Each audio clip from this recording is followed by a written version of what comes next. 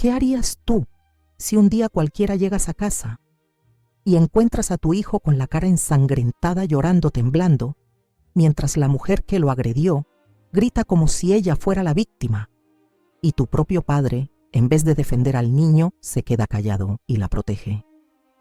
Yo no me lo creí al principio. Pensé que era una pesadilla, que algo no había entendido bien, pero no. Las cámaras de seguridad lo grabaron todo: la bofetada, el grito, la mirada de terror de mi hijo y la reacción de ella.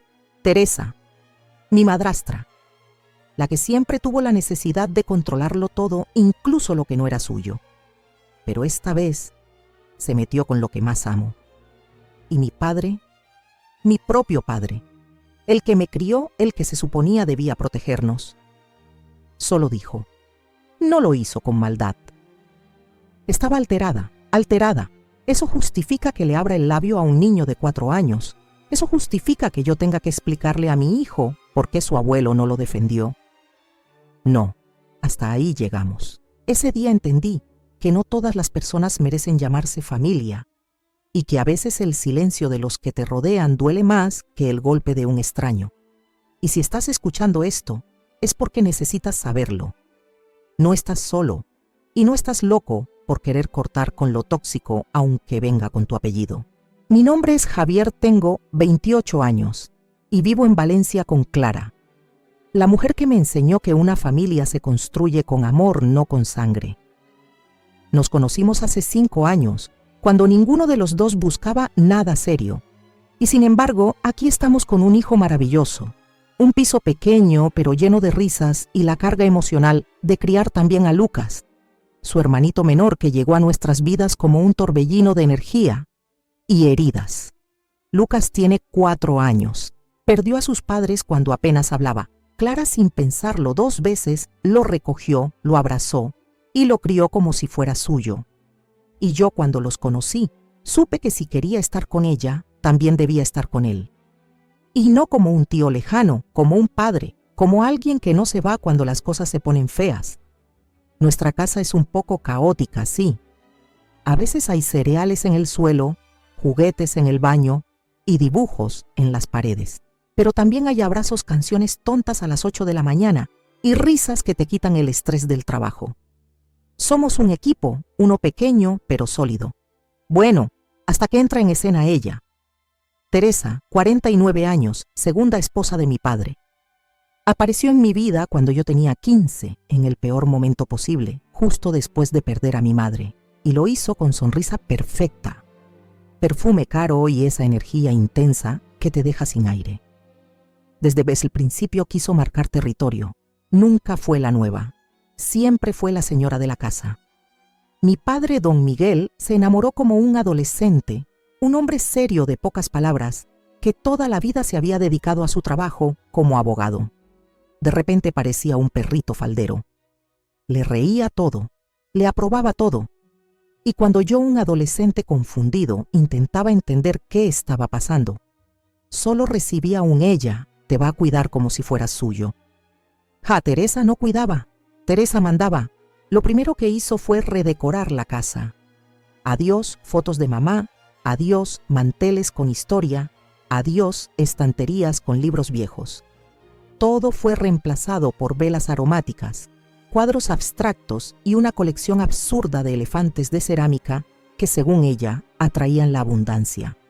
A mí me parecía que atraían el polvo y el mal gusto, pero bueno, no me preguntaron. Después vino su obsesión por las fiestas familiares. Nunca más. Hubo una cena simple, cada reunión era una producción. Navidad tenía código de vestimenta. Los cumpleaños incluían coreografías y el Día del Padre se celebraba con un brunch temático, presentaciones de PowerPoint y globos con su cara impresa. Todo tenía que pasar por su filtro. Incluso los regalos. No le compres eso a tu padre, se ve barato. No uses ese polo, saldrás en las fotos. No hables de tu madre. Frente a los invitados, lo hace incómodo para todos. Y así, poco a poco, fue moldeando la narrativa. Mi madre pasó de ser una ausencia respetada a un silencio incómodo. Y yo aprendí a callar para evitar drama, a sonreír falso, a morderme la lengua. con los años me fui alejando emocionalmente. Me mudé a Valencia por trabajo, pero en el fondo fue para respirar, para no tener que rendir cuentas cada vez que decía no. Fue ahí donde conocí a Clara. Su naturalidad fue un golpe de aire fresco. Su risa era real, su caos contagioso y, lo más importante, nunca quiso cambiarme. Me aceptó con todas mis heridas. Me ofreció una vida sin máscaras. Cuando le conté a Teresa que tenía pareja, no lo celebró. Hizo una pausa incómoda y dijo: ¿Y ya conoces a sus padres? ¿Tiene familia bien? Cuando le conté que Clara tenía un hermano pequeño a cargo, su tono cambió. ¿Y piensas involucrarte? Eso es una carga grande, Javier. Cuidado con esas decisiones emocionales. Desde entonces quedó claro que Lucas no le caía bien. No lo decía abiertamente, claro, pero lo dejaba caer con comentarios sutiles. Es muy inquieto, ¿no? Lo están criando ustedes solos, pobrecitos. Yo no sé si a esa edad entienden lo que es una familia real. Yo tragaba bilis y seguía, Clara también. Por respeto, por diplomacia, por intentar no romper lo poco que quedaba. Pero la tensión era constante. Mi padre, como siempre, intentaba suavizar las cosas. Teresa es intensa, sí, pero tiene buen corazón, solo quiere ser parte. No la juzgues tan duro, hijo. ¿Parte de qué? ¿De qué familia habla? ¿La que ignora al niño porque no lleva su apellido? ¿La que organiza cenas donde todos deben fingir que no pasa nada? Y sin embargo, seguimos invitándolos a cumpleaños, incluyéndolos en momentos importantes, hasta que anunciamos que nos íbamos a casar. Y entonces Teresa entró en modo directora de orquesta. Quería decidir el lugar, el menú, la música. Quería aparecer en las fotos como si fuera la única madre presente. Quería protagonismo. Clara al principio lo aceptó con serenidad. Déjala opinar. Al final decidimos.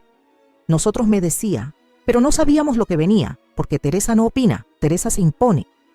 Y lo que comenzó como una serie de sugerencias terminó siendo una pesadilla. Todo se desató apenas dijimos que nos íbamos a casar. No fue una noticia, fue una alarma para Teresa.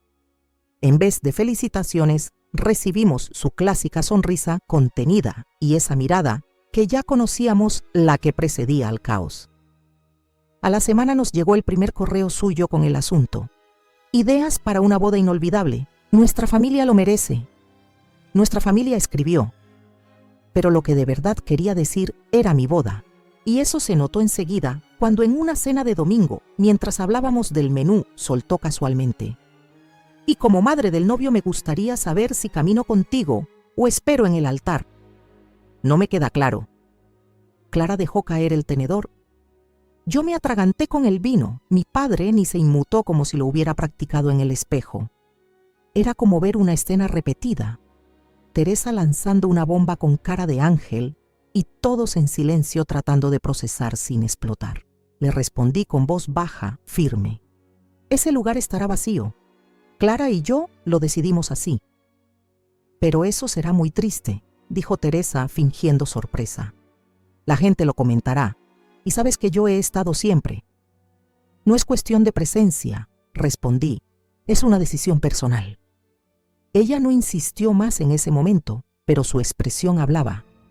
Para Teresa, no estar en el centro era igual a no existir. No quería ser parte de la boda, quería ser el foco. Días después empezamos a recibir notificaciones extrañas de los proveedores, cambios de flores, menús modificados. Hasta un DJ nuevo. El organizador nos llamó para confirmar si realmente queríamos baile flamenco de apertura. Clara colapsó de risa nerviosa. ¿Flamenco? ¿Quién pidió eso? La señora Teresa, nos dijo el organizador. Nos mandó instrucciones y dijo que es parte del espíritu familiar. Espíritu familiar, dijo, un concepto que ella misma inventó y pretendía imponer como si fuera una herencia. Clara decidió escribirle un mensaje claro, educado, pero directo. Le pidió que por favor no interfiriera más en la organización. Teresa no respondió. Pasaron 2 días de silencio hasta que nos llegó un archivo PDF de 18 páginas, titulado Plan Maestro. Detalles que ustedes olvidaron considerar. Ahí estaba todo, desde el orden de las sillas hasta el discurso que pensaba leer durante la ceremonia. Un discurso, por cierto, que empezaba así: desde que Javier entró en mi vida, lo he guiado como una madre verdadera. Clara lo leyó en voz alta, lo cerró y dijo: ya basta, pero no era el final. Fue justo en ese momento cuando ocurrió la escena más dolorosa. Clara tenía su segunda cita para probar vestidos. Esta vez sí que estaba ilusionada. Había dormido mal durante días por culpa del estrés, pero aún así se maquilló. Se puso su blusa favorita y salió con su hermana y una amiga. Al llegar a la boutique, Teresa ya estaba adentro. Se había adelantado, había hablado con las vendedoras y tenía en la mano una copa de cava y su celular grabando stories como si fuera influencer. Mi nuera bella, gritó al verla. ¿Lista para elegir el vestido perfecto? Clara se quedó helada. Ya no había vuelta atrás. Intentó mantener la compostura. Se probó el primer vestido. Teresa miró con ojos de escáner y soltó. Parece un mantel. ¿No tienes algo más estilizado? Segundo vestido. Eso te aplasta el busto. Con ese escote ni fotos te salvarán. Tercero, muy moderno. Vas a arrepentirte cuando veas las fotos en 10 años. Clara se encerró en el probador con excusa de ajustar el corset. En realidad estaba llorando. Me mandó un mensaje. No puedo respirar. No quiero salir. Yo no podía hacer nada. Estaba a 1 hora de ahí en medio del trabajo. Cuando volvió a casa esa tarde, venía con los ojos rojos. No dijo mucho, solo: no sé si quiero casarme así. No con ella ahí. Y en ese instante lo supe. No se trataba solo de una boda. Se trataba de respetarnos, de no permitir que alguien más defina nuestros momentos más íntimos. Tomamos una decisión. Clara canceló esa boutique. Hizo una nueva cita secreta, esta vez sola. Eligió un vestido precioso sin que nadie lo viera. Me mandó una nota de voz, con voz bajita pero segura. Este me representa, este lo elegí yo. Mientras tanto, Teresa seguía enviando correos a los organizadores, haciéndose pasar por la voz oficial. Tuvimos que bloquearla de todos los canales. Hicimos una lista blanca de contactos, confirmamos por escrito que nadie más podía hablar en nuestro nombre. Fue duro, incomodó a mi padre, provocó chismes en la familia, pero era necesario. Mi padre me llamó una noche con tono de mártir. Javier, Teresa se siente rechazada, solo quería ayudar. No la castigues así. No la castigo, papá. Me defiendo. Y por primera vez colgué sin despedirme. Desde el principio a Teresa no le gustó Lucas. No lo dijo directamente, claro. Ella no es de las que atacan de frente. Lo suyo es más sutil, más venenoso. Usa el tono dulce, las palabras suaves, pero cada frase va con una puñalada escondida. Y Lucas con solo 4 años lo percibía. Porque los niños no son tontos. No entienden las palabras, pero entienden perfectamente cuando alguien no los quiere. La primera vez que Lucas conoció a Teresa fue en una comida familiar. Estábamos todos en casa de mi padre. Clara y yo lo habíamos vestido con una camisa celeste y unos pantalones de tirantes. Llegó corriendo con un dibujo en la mano, emocionado por conocer a la abuelita de Javier. Sí, así le dijo: «Hola, abuelita Teresa, hice esto para ti». Era un dibujo de una casa con 4 personas y un perro. Teresa lo miró por encima del hombro sin agacharse, sin tocarlo, y dijo: «Qué bonito, pero no lo pongas en la mesa que mancha el mantel». Lucas se quedó quieto, bajó el dibujo. Nadie dijo nada. Yo intenté suavizar. «Es lavable, no te preocupes». Pero ella ya se había levantado y caminaba hacia la cocina. Clara me miró. Tenía los ojos llenos de furia. No dijo nada, todavía no. Desde ahí cada interacción era peor. Teresa nunca lo abrazaba. Nunca le preguntaba nada. Si hablaba lo ignoraba. Si reía ponía cara de fastidio. Y cuando Lucas hacía cualquier mínimo ruido, ya estaba con sus frases cargadas de veneno. Este niño no para nunca, ¿verdad? No le han enseñado a estar en silencio. En mi época los niños sabían comportarse en casa ajena. Una vez en el cumpleaños de mi padre, Lucas tropezó y derramó un poco de zumo en la alfombra. Era un vaso pequeño, apenas unas gotas. Teresa se levantó como si alguien hubiera quemado la casa. Por favor, eso no se quita. Esto es lino italiano. Agarró la alfombra de inmediato como si el niño tuviera lepra. Lucas se quedó paralizado con los ojitos brillando. Nadie dijo nada, ni siquiera mi padre. Solo Clara, que lo abrazó fuerte y lo sacó al patio. Después me dijo al oído, una más, una sola más y no volvemos nunca más a esta casa. Pero siempre había una más. Cuando hablábamos de la boda, Clara mencionó que quería que Lucas y nuestro hijo entraran juntos al altar con los anillos. Una imagen hermosa, dos hermanitos llevando los símbolos del amor. A todos nos pareció tierno, a todos, menos a Teresa. Lucas preguntó con cara de asombro fingido. Él iba a estar en el altar. ¿Y qué papel tiene en esto? Es parte de nuestra familia, respondí. ¿Pero legalmente? Digo por si los invitados preguntan. Puede dar lugar a confusiones. Yo me mordí el labio. Clara apretó el puño y ahí lo dijo. Ahí soltó la frase que todavía hoy me arde. No creo que sea buena idea darle tanta visibilidad a un niño que no es de nuestra sangre. La familia se confunde, la gente habla. Clara se levantó, ni siquiera pidió permiso, se fue al coche. Y yo me quedé ahí congelado. Mi padre, otra vez nada. Solo se pasó la mano por la cara y murmuró. Ella tiene miedo de que se le descontrole el evento. ¿Miedo de qué? De que un niño feliz robe cámara con su sonrisa. Una tarde Lucas me preguntó en voz bajita, yo soy familia de la señora Teresa, porque nunca me mira. Y no supe qué decirle. Entonces empezamos a evitar llevarlo. Ya no lo llevábamos a las cenas ni a los encuentros con mis padres. Clara se partía el alma cada vez que lo dejábamos con la vecina. Y Lucas preguntaba por qué no podía ir. Es que hay mucha gente, hijo, te vas a aburrir, mentíamos. La verdad es que lo estábamos protegiendo. De un tipo de violencia que no deja moretones, pero que duele igual. Teresa siguió atacando. Empezó a hablar con familiares. Pobre Javier, Clara lo ha llenado de responsabilidades que no le tocan. Ese niño es muy problemático. No saben controlarlo. Hay límites que uno no puede ignorar por salud mental. Llegó al punto de decir que Lucas era una estrategia de Clara para atraparme, que me había usado. Y aunque nadie le decía nada, yo lo notaba. Notaba las miradas, las preguntas disfrazadas. ¿Estás seguro de lo que estás haciendo, Javi?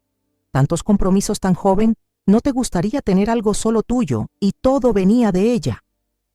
Teresa, la misma que se llenaba la boca hablando de familia mientras rechazaba a un niño de 4 años con más humanidad que ella. Una noche, Clara lloró hasta quedarse dormida. Me dijo entre sollozos, no me duele por mí, me duele por él, porque no entiende por qué lo tratan así. Y tenía razón. Esa fue la antesala del desastre, esa rabia silenciosa, esa acumulación de desprecio, ese dolor que nadie validaba. Porque a Teresa no le bastaba con controlar la boda. También quería controlar quién merecía ser amado, y Lucas para ella nunca lo fue. La noche que lo cambió todo empezó como cualquier otra. Nada anunciaba el infierno que se venía. Clara y yo teníamos una cena con unos amigos. Nada formal, solo una escapada rápida un par de horas fuera de casa. Risas, vino y conversación adulta. Lucas y nuestro hijo se quedarían con mis padres. Habíamos hablado con don Miguel. Él aceptó con gusto. Parecía emocionado de pasar tiempo con los niños. Teresa no dijo mucho, solo asintió. Claro, déjenlos aquí. Yo estaré ocupada, pero Miguel se encarga. Lo pensamos 2 veces, sí. Clara me lo preguntó al subir al coche. ¿Estás seguro? Yo dudé un momento, pero me dejé convencer por mi deseo de normalidad.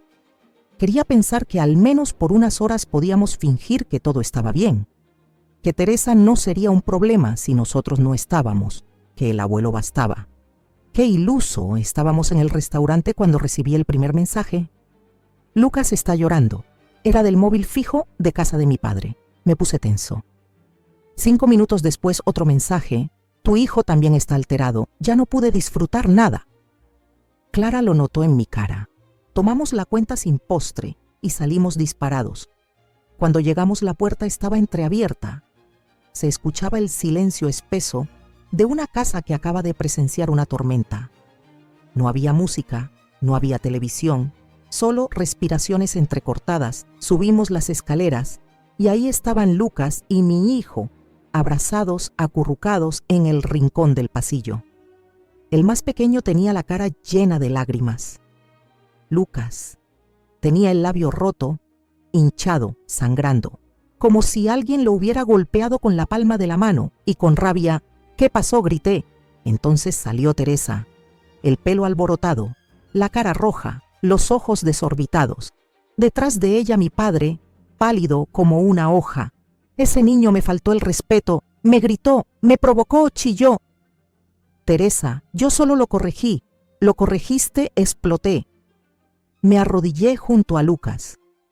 Apenas podía hablar. Clara ya tenía al pequeño en brazos tratando de calmarlo. Yo toqué la cara de Lucas con cuidado. «¿Quién te hizo esto?», él no contestó. Solo bajó la mirada. Mi padre habló con voz temblorosa. Fue un momento muy tenso. Él dijo algo que no debía. Teresa se alteró y le pegó una mujer de casi 50 a un niño de 4. Mi voz retumbó en la casa. Teresa se cruzó de brazos desafiante. «Ese niño no es mío y no tiene por qué hablarme como si lo fuera. Me gritó que yo no era su familia, que no mandaba aquí». Clara se giró. Tenía los ojos encendidos. La vi temblar. Pensé que iba a pegarle, pero no. Solo dijo con una calma asesina: «Y por eso le abriste la boca, por eso lo golpeaste». Teresa no respondió. Bajó la mirada por un segundo, pero luego volvió a su pose habitual altiva. Justificando lo injustificable, yo solo puse límites. Ustedes lo están malcriando. Esa frase, «solo puse límites», me partió. Como si levantarle la mano a un niño fuera disciplina, como si lo físico justificara su frustración. Y lo peor fue mirar a mi padre y verlo callado, viendo a su nieto sangrar, sin hacer nada. Lo siguiente fue automático, nos fuimos. Ni una palabra más, cogimos a los niños. Bajamos las escaleras, salimos sin mirar atrás. Clara me apretaba el brazo tan fuerte que me dejó marcas. Lucas temblaba. Nuestro hijo no paraba de llorar. El camino a casa fue un silencio lleno de gritos contenidos. Ya en nuestro piso llamamos a la pediatra de confianza. Dijo que no era grave, pero que debíamos dejar constancia. Al día siguiente fuimos a urgencias, tomaron fotos, hicieron informe. Mientras tanto, Clara descargó los archivos de la cámara de seguridad que habíamos instalado en casa de mi padre. Tiempo atrás, por precaución. La cámara no captaba imagen en el cuarto de los niños, pero sí en el pasillo. Y ahí estaba todo: el audio, el grito, la bofetada, el llanto, la reacción de don Miguel diciendo en voz bajita: «¿Qué has hecho, Teresa Clara?». Lo escuchó en bucle durante horas. Luego me miró y dijo: «Si no actuamos, somos cómplices». La noche siguiente no dormí. Me pasé horas mirando el techo, recordando cada gesto de mi padre, cada intento de justificar lo injustificable. Esa noche se rompió algo definitivo, una línea que ya no se puede cruzar y volver atrás. El día posterior llamé a mi padre. Me contestó rápido como si esperara la llamada. «¿Cómo está Lucas?», preguntó sin emoción. «Lastimado, asustado, traumado», dije. «¿Y tú? ¿Cómo puedes mirarte al espejo?». No respondió, solo suspiró. «Ella está arrepentida, fue un impulso». No supo cómo manejarlo. Me quedé en silencio unos segundos. «¿Y tú, papá? Tú sabías lo que iba a pasar. La viste levantarle la mano y no hiciste nada». Estaba confundido. Fue muy rápido. No lo interrumpí. Lo que fue rápido fue mi decisión. Están fuera de nuestras vidas, los dos, desde ya. «¿Qué estás diciendo, Javier? ¿Nos vas a cortar por esto? Esto casi me río. Le dices esto a una agresión infantil, a una traición como padre». «No, no es esto, es todo, y sí, los corto», y colgué. Fue la última vez que hablé con él. El día después de que todo se rompiera, no hubo silencio. Hubo decisiones. Clara y yo nos levantamos como si lleváramos semanas sin dormir, los ojos hinchados, las voces gastadas pero con algo distinto, una certeza helada. Habíamos llegado al punto de no retorno. Ya no había lugar para excusas ni para seguir fingiendo familia, donde solo había indiferencia. Esa mañana, con una taza de café temblando en la mano, dije lo que nunca pensé que diría: no los quiero en la boda. Clara no dijo nada, no necesitaba hacerlo. Su silencio fue un sí rotundo. El primer paso fue escribir un correo. Nada dramático, nada que pidiera lástima. Solo claridad. Asunto: cambios en la ceremonia. Confirmación final. Lo redactamos juntos palabra por palabra. A partir de hoy y tras los acontecimientos recientes, hemos decidido que Teresa y don Miguel no formarán parte de nuestra boda. No están invitados. Agradecemos no insistir. La decisión es definitiva. No había lugar para interpretación, ni explicaciones ni disculpas. Hicimos clic en enviar y sentimos algo parecido a respirar por primera vez. Luego vino la parte práctica: borrar sus nombres de la lista, cancelar sus ubicaciones en la mesa, actualizar la lista con el organizador. Todo eso lo hicimos como si estuviéramos limpiando una herida. Cada clic era una tirita más. Cada nombre eliminado, una toxina menos en el cuerpo. Pero lo más fuerte vino después: comunicarlo a la familia. Porque claro, en toda familia hay dos tipos de personas: los que entienden sin preguntar y los que quieren saber los dos lados. Y los segundos, ¿cómo no empezaron a aparecer? Tía Eugenia fue la primera. ¿Es cierto que tus padres no irán? ¿Qué pasó? Yo respondí seco: lo que pasó está grabado en audio, pero no voy a discutir. No van. Ella suspiró con ese tono que mezcla decepción y chisme. Es una pena. Miguel me dijo que estabas exagerando, que solo fue un malentendido. Un malentendido, así lo llamaban, como si una bofetada a un niño fuera un error de protocolo, como si no defender a tu nieto fuera un simple desliz de comunicación. Empezaron los mensajes. No deberían dejar que una pelea arruine el día. La familia está para perdonar. No es justo hacer esto a tu padre. Tu madre no querría esto, y ahí se me llenó el alma de rabia, porque si mi madre estuviera viva, no solo me apoyaría, habría sido la primera en sacar a Teresa a patadas de la casa. Mi madre, que jamás levantó la mano ni una vez. Mi madre, que me enseñó que el amor no se mendiga. No usen su nombre para justificar la cobardía ajena. Clara fue más clara aún. Publicó en redes una historia simple, con fondo negro y letras blancas. El respeto no es negociable, ni siquiera con los que llevan tu apellido. Nuestra boda es nuestro refugio, no una excusa para tragarnos el dolor. Hubo silencio digital. Varios vieron, pocos respondieron. Algunos nos escribieron en privado para decirnos: yo en tu lugar habría hecho lo mismo. Otros dejaron de seguirnos, pero nos daba igual, porque por primera vez en años no estábamos buscando aprobación, estábamos protegiendo lo nuestro. La noche antes de enviar las invitaciones impresas, Clara revisó todo una vez más.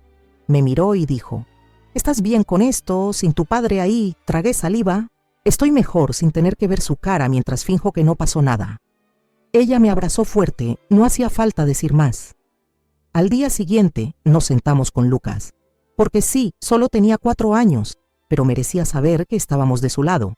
¿Te acuerdas de lo que pasó con Teresa?, le preguntó Clara. Él asintió bajando la mirada. No la vas a ver más, le dije. Y no es tu culpa, nunca lo fue. Lucas. No respondió, solo se nos lanzó encima y nos abrazó tan fuerte como pudo. Y en ese momento supimos que la decisión, por dura que fuera, era la correcta. Lo más curioso fue la reacción del organizador. Cuando le avisamos que eliminara a Teresa y don Miguel de toda la planificación, no se sorprendió. Solo dijo: me imaginaba. Las últimas veces que hablé con ella ya era evidente que quería protagonismo. No se preocupen, esta boda será solo suya. Y esa frase nos devolvió el oxígeno, porque sí, eso era lo que queríamos, una boda nuestra. sin máscaras, sin tensiones, sin gente que sonríe en las fotos y apuñala con palabras. Ese día imprimimos las nuevas listas, reorganizamos los asientos y por primera vez desde que comenzamos a planearlo, sonreímos sin miedo. El día que llevamos a Lucas al hospital, supimos que esto ya no era solo un tema familiar, era legal, era penal. Y sobre todo era urgente. La pediatra al verlo no tardó ni 5 segundos en decirlo. Ese golpe no fue un accidente, fue intencional y deben denunciarlo. Lucas tenía el labio hinchado, con un pequeño corte interno.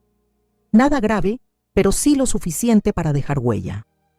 Clara lo sostenía mientras yo hablaba con la doctora. Mis manos temblaban, pero mi cabeza estaba firme. Sabía lo que teníamos que hacer aunque doliera. Al salir del centro médico nos fuimos directo a la comisaría. El trayecto fue silencioso. Lucas dormía en el asiento trasero agotado por el llanto. Clara me tomó la mano en el semáforo. ¿Estás listo para esto? No tengo opción, respondí. La denuncia la hicimos en la sección de violencia doméstica. Expliqué todo. Cada detalle, el grito, el golpe, la reacción de Teresa, el silencio de mi padre. Clara entregó el informe médico.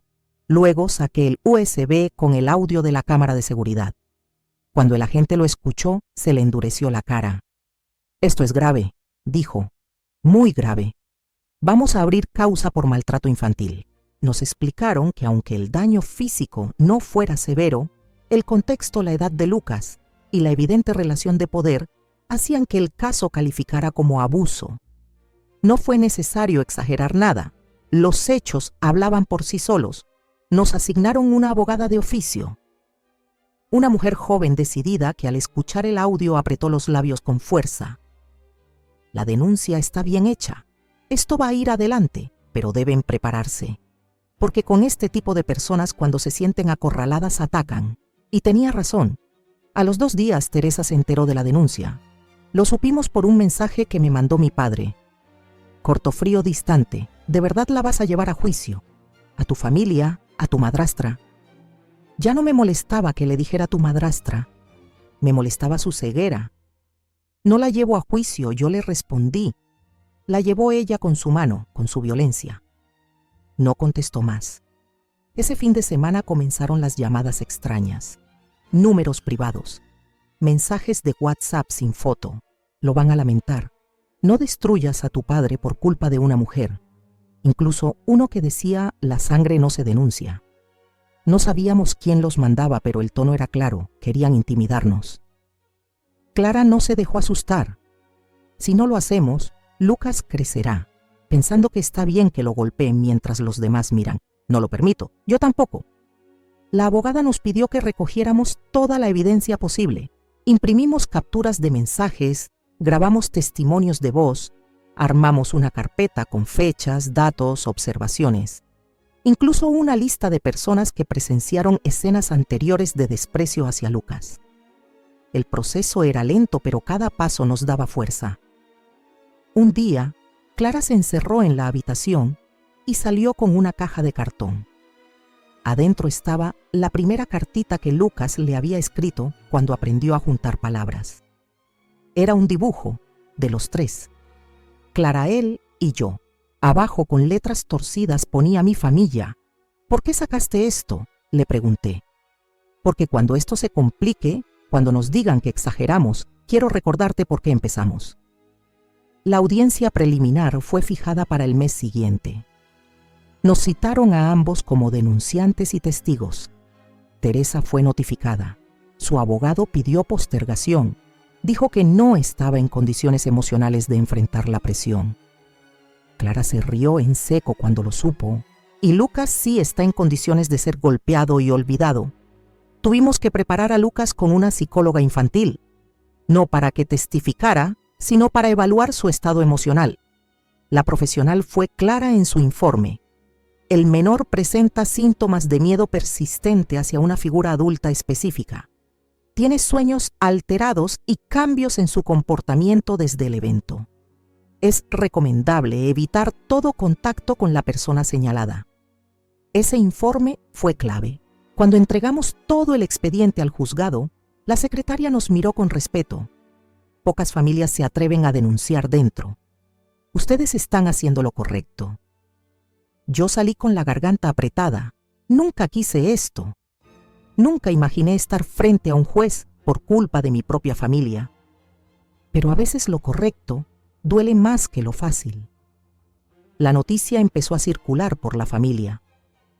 Algunos nos apoyaron en silencio, otros nos criticaron abiertamente. ¿Cómo vas a meter a una mujer en juicio por un simple cachetazo?, preguntó un primo. Clara lo miró a los ojos y dijo: no fue un cachetazo. Fue la gota que colmó años de desprecio, violencia sutil y negligencia. Fue una mujer adulta abusando de su poder y fue un niño sufriendo en silencio. No lo minimices nunca más. Y nadie volvió a preguntar. Cortar a alguien de tu vida no es una decisión que tomas en una tarde de rabia. No es como colgar el teléfono y decir ya está. No, cortar con un padre es como arrancarte un órgano que ya no funciona pero aún duele. Lo supe cuando vi a mi padre entrar al juzgado en la primera audiencia del caso contra Teresa. Iba detrás de ella como siempre, callado cabizbajo como una sombra obediente. Llevaba puesto el mismo abrigo que usaba desde que tengo memoria, uno marrón gastado con olor a tabaco viejo. Me pareció más pequeño, no físicamente pequeño por dentro, como si se hubiera encogido por tanto callar. No me miró a los ojos. Yo estaba sentado con Clara y Lucas. Tenía la mano de Clara apretada con fuerza y Lucas se agarraba a su peluche como si fuera un escudo. Cuando el secretario gritó su nombre, mi padre levantó la vista y por un segundo me miró, pero no con amor, ni con arrepentimiento. Me miró como quien no entiende por qué está ahí, como si esto fuera un teatro exagerado y él el único sensato. Y en ese momento supe que lo habíamos perdido. Mi relación con don Miguel nunca fue dulce. Nunca fue de esas en las que un padre te abraza al llegar del colegio o te dice que está orgulloso. Él era más bien funcional. Proveía, daba órdenes, asentía. Pero también estaba siempre ahí. Siempre disponible aunque ausente emocionalmente. Y durante años pensé que eso era suficiente. Que el amor podía ser silencioso, que quizás él solo no sabía demostrarlo. Pero ahora sé que hay silencios que destruyen más que los gritos. Desde que Teresa entró en su vida, mi padre se fue apagando. Al principio pensé que era amor. Luego entendí que era miedo. Miedo a quedarse solo. Miedo a confrontar. Miedo a perder su zona de confort. Y ese miedo lo convirtió en cómplice de todas las humillaciones, todos los abusos, todas las manipulaciones. Años viendo cómo Teresa dominaba las reuniones, insultaba con elegancia. Decidía sobre nuestras vidas, años en los que mi padre no dijo nada. Pero lo de Lucas, eso ya no era pasividad, era traición. Después de la denuncia, mi padre no dejó de justificarse. En vez de pedir perdón, empezó a construir una versión alternativa de los hechos. Les decía a los familiares que Teresa estaba en una crisis que Lucas provocó sin querer, que Clara tenía una influencia negativa sobre mí. Llegó incluso a decir que la cámara de seguridad no captaba el momento exacto, como si el audio no bastara, como si el llanto de un niño golpeado fuera un malentendido sonoro. Clara me lo advirtió. Tu padre no está confundido, está eligiendo su lado, y no es el nuestro. Yo intenté hablar con él una última vez. Lo cité en una cafetería. Fui solo. Me senté 20 minutos antes. Pedí un café que se enfrió sin tocarlo. Cuando llegó traía esa cara de hombre que no entiende por qué lo culpan si no hizo nada, y justamente por eso estábamos ahí. No puedo seguir así. Papá, le dije, sin rodeos. No puedo tener cerca a alguien que justifica lo que hizo Teresa. No puedo confiar en ti. Él no reaccionó. Solo me miró frunciendo los labios. Estás siendo muy duro. Fue un momento. Ella no es mala persona. Y Lucas, ¿qué es él? Un daño colateral. Tú no lo entiendes. Teresa me ha dado estabilidad. Me ha cuidado. Se ha esforzado mucho. ¿Y yo? ¿Y Clara? ¿Y tu nieto silencio? ¿Sabes qué dije ya sin filtro? Me importaría menos si solo la defendieras, pero lo que más me duele es que nunca defendiste a los tuyos. Ni una vez él bajó la mirada. No dijo nada más. Me levanté, le dejé el café pagado y me fui. No lo abracé, no lo miré atrás. Esa fue la última vez que lo vi en persona. Después de eso empezó la etapa de duelo. Porque sí, cortar con un padre duele como un funeral sin ataúd. Lloré durante noches en silencio para que Lucas no me oyera. Clara me abrazaba sin decir nada. Solo estaba. Estaba como uno espera que esté un padre. Presente constante, sin promesas vacías. Lucas preguntó por don Miguel durante un tiempo. Lo hacía bajito con vergüenza, como si supiera que algo estaba mal. Yo le expliqué con palabras simples. Hay personas que no saben cuidar, que no entienden cómo amar sin hacer daño, y por eso ya no están. Él lo aceptó con la sabiduría que solo los niños tienen, y poco a poco dejó de preguntar. Pero quien no dejó de insistir fue mi hermana. Sí tengo una hermana, más chica, hija de mi padre y Teresa. Siempre fue distinta. Siempre supo leer los silencios. Durante mucho tiempo fue el puente entre ellos, y yo intentaba mediar. Intentaba unir. Pero tras el golpe a Lucas también se quebró. Me mandó un audio largo, llorando, diciendo que por años había callado cosas, que Teresa la controlaba incluso a ella, que tenía miedo de hablar porque siempre terminaba siendo la culpable. Me dijo que admiraba lo que habíamos hecho, que ojalá tuviera el valor. Un mes después cortó contacto con ellos, se mudó sola, y por primera vez me escribió un mensaje sin rencor. Gracias por enseñarme que se puede decir basta. La boda se acercaba, y no teníamos a mi padre, pero teníamos otra cosa: paz. Clara caminaba sin cargar culpa. Lucas reía sin miedo. Nuestro hijo menor decía por primera vez papá con seguridad.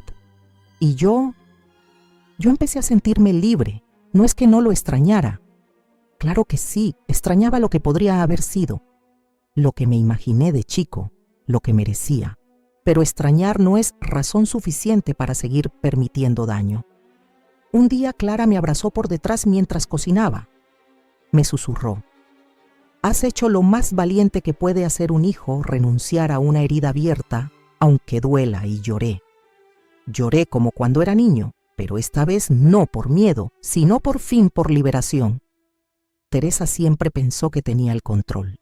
Durante años manejó cada reunión familiar como si fuera un escenario, cada decisión ajena como si fuera suya, cada persona como una ficha más en su tablero. Pero el tablero se le cayó y cuando el polvo se asentó ya nadie quería seguir jugando con ella. Tras la denuncia, tras la ruptura con mi padre y tras haber sido oficialmente excluida de la boda, Teresa intentó contraatacar. No con gritos, ella no grita, ataca con lágrimas prestadas y argumentos envenenados. Llamó a varios familiares. A algunos les dijo que Clara había manipulado todo, a otros que yo había perdido la cabeza por culpa de un trauma no resuelto, e incluso insinuó que Lucas tenía problemas de conducta que nadie quería admitir. Pero esta vez, nadie le creyó. Su mayor error no fue el golpe, fue pensar que el mundo seguiría girando a su favor como siempre, que la narrativa la protegería, que el silencio de don Miguel bastaría para sostener la mentira. Pero la familia se cansó. Incluso aquellos que antes callaban por incomodidad empezaron a hablar. La tía Eugenia, que había sido su aliada durante años, nos escribió un mensaje privado. No sabía que las cosas habían llegado a ese punto. Lo siento, me equivoqué. Otros simplemente dejaron de contestarle el teléfono. El escándalo creció. No se volvió viral, pero corrió como fuego entre los grupos de WhatsApp familiares la frase: Teresa le pegó al niño, apareció más veces de las que ella hubiera soportado. Y lo peor, nadie la defendía con fuerza. Nadie se jugó por ella, ni siquiera sus amigas, las del yoga, las del café de los jueves. Porque el abuso, cuando se muestra con pruebas, ya no se puede adornar. Don Miguel intentó sostenerla, pero incluso él empezó a quebrarse. No porque reconociera la verdad, sino porque ya no tenía a quien culpar. Una tarde mi hermana me mandó una foto. Teresa sentada sola en el jardín con las manos cruzadas mirando al suelo. Don Miguel de pie a 2 metros sin decirle nada. 2 personas que se creían invencibles, ahora ni se miraban. Y entonces vino el golpe final. El baby shower. Meses antes del desastre, cuando Clara estaba embarazada de nuestro segundo hijo, Teresa había intentado organizar por su cuenta el baby shower. Sin consultarnos como siempre, mandó invitaciones, eligió un salón, decoraciones y hasta propuso una temática. Bienvenido, Príncipe Javier II. Clara se enteró por un primo que pensó que era parte del plan. Recuerdo ese día con claridad. Clara, con la panza ya grande, me miró con una mezcla de risa e incredulidad. Javier II. Ni siquiera sabemos si lo vamos a llamar así. Cancelamos el evento y organizamos uno pequeño en casa. Íntimo, verdadero. Teresa, ofendida, no vino. Y aunque dolió, fue una de las tardes más felices que tuvimos como familia. Pero después del incidente con Lucas, ese recuerdo volvió como símbolo, como una alerta temprana que no supimos leer. Meses después, ya con todo roto, nos llegó el rumor de que Teresa estaba organizando un té de reconciliación. Invitó a algunos familiares, prometió hablar desde el corazón, incluso ofreció explicaciones sinceras. Nadie fue, literalmente nadie. Tuvo que cancelar el salón. La única persona que apareció fue una vecina que no sabía nada. Teresa le sirvió una copa de vino y fingió que todo estaba bien. Dicen que lloró en el baño. Clara no quiso comentar al respecto. Solo dijo, ¿ves? Cuando una persona controla a todos, nunca aprende a estar sola, hasta que lo está. Y esa fue la condena de Teresa. No fueron las autoridades, no fue la ley. Fue el olvido, el silencio, la indiferencia de los que alguna vez se dejaron dominar por ella. Mi hermana me contó que ahora Teresa casi no sale de casa. Pasa horas limpiando lo que ya está limpio. Ve programas de concursos antiguos, cocina como si esperara visitas que no llegan. Y en Navidad puso la mesa para 8 personas, pero solo comieron 2. Intentó llamarnos una vez. A las 3 de la mañana no atendimos. Dejó un mensaje de voz. Casi no hablaba, solo respiraba y al final dijo, «No sé qué hice tan mal». Esa frase, lejos de provocarme lástima, me confirmó lo que siempre supe, que Teresa no se arrepiente. Solo se duele porque ya no tiene poder. No sufre por Lucas, sufre porque nadie la escucha.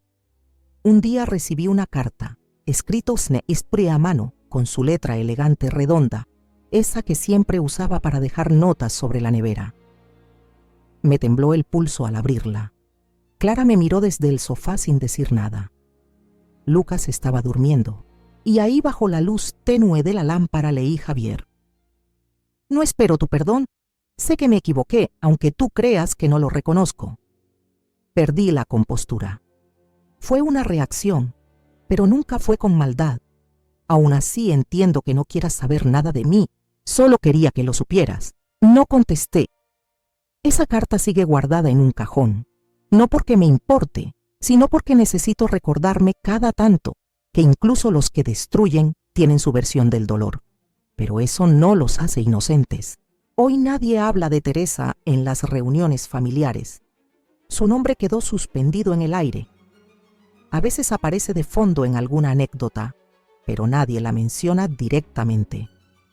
Se ha convertido en un fantasma que camina entre platos vacíos y conversaciones a media voz. Y así termina la historia de su reinado, no con fuego, no con un gran escándalo público, sino con algo más cruel: el olvido absoluto. La boda no fue perfecta, no tuvo fuegos artificiales, ni cientos de invitados, ni discursos lacrimógenos de familiares reconciliados, pero fue nuestra, y eso la hizo hermosa. Llegamos al lugar con el corazón aún con cicatrices, pero con la frente en alto. Era un jardín pequeño, rodeado de árboles y luces cálidas, colgadas como estrellas bajas. Clara entró del brazo de su hermana con un vestido que parecía hecho de luz. Sonreía como si el pasado no doliera, como si por fin pudiera respirar sin miedo, Lucas fue el primero en aparecer. Con su trajecito blanco y un cojín con los anillos, caminó decidido hasta el altar. Detrás de él, nuestro hijo menor, tambaleándose con flores en las manos, arrancó risas y suspiros. Y en ese momento, mientras los veía avanzar, tomados de la mano, entendí todo. No necesitábamos más. No padres ausentes, no abuelos que dan la espalda, no familiares tibios, solo nosotros. En lugar de un sacerdote, un amigo cercano ofició la ceremonia. Habló de amor elegido, de familias que se construyen desde la intención, de heridas que no se niegan, pero tampoco se cargan para siempre. Nos miró a los ojos y nos preguntó si queríamos ser hogar. Clara dijo sí antes de que terminara la frase. Cuando nos besamos no lloramos, reímos, porque la risa, después de tanto, se siente como una victoria. No hubo ramo lanzado. Clara lo entregó directamente a su hermana. No hubo vals, clásico. Bailamos una canción tonta que a Lucas le encanta y todos se unieron. Fue la boda más honesta que he visto en mi vida.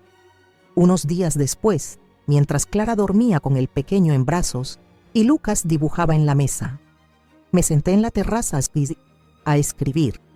Necesitaba soltar todo lo que había pasado. Puse el título sin pensarlo. La sangre no hace una familia, el amor sí. Porque era verdad. Me tomó años entenderlo, años de tragarme frases como «es tu padre, respétalo», o «es tu familia, no puedes darte el lujo de perderla». Pero sí puedes. Puedes perder lo que te rompe, puedes soltar lo que no te cuida, puedes elegir. Hoy mi familia es una casa pequeña, con risas grandes, un niño que me dice «papá» sin miedo, una mujer que me enseñó a no conformarme con lo que duele, y una vida que no será perfecta, pero es real. No echo de menos lo que perdí. Me dolió sí, pero duele más vivir atado a algo que no te abraza de vuelta. Y si estás leyendo esto o escuchándolo, solo quiero que sepas algo. No estás solo, no estás mal por proteger lo que amas. Y a veces cortar con alguien no es odio, es amor propio. Porque la sangre no lo es todo. El amor sí. ¿Tú qué harías si alguien lastimara a tu hijo y tu propio padre decidiera defender al agresor? ¿Te quedarías callado por el bien de la familia o te levantarías, aunque eso significara perder a los que creías tuyos? Porque a veces proteger lo que amas significa soltar lo que duele y tener valor. No siempre se trata de pelear. A veces el verdadero valor es cerrar la puerta aunque duela. Si esta historia te tocó el corazón, deja tu opinión en los comentarios. ¿Perdonarías? ¿Cortarías con tu padre, como hizo Javier Dale? Si alguna vez sentiste que el amor no depende de la sangre, y suscríbete al canal. Si quieres escuchar más historias reales, intensas, humanas como esta. Gracias por estar aquí.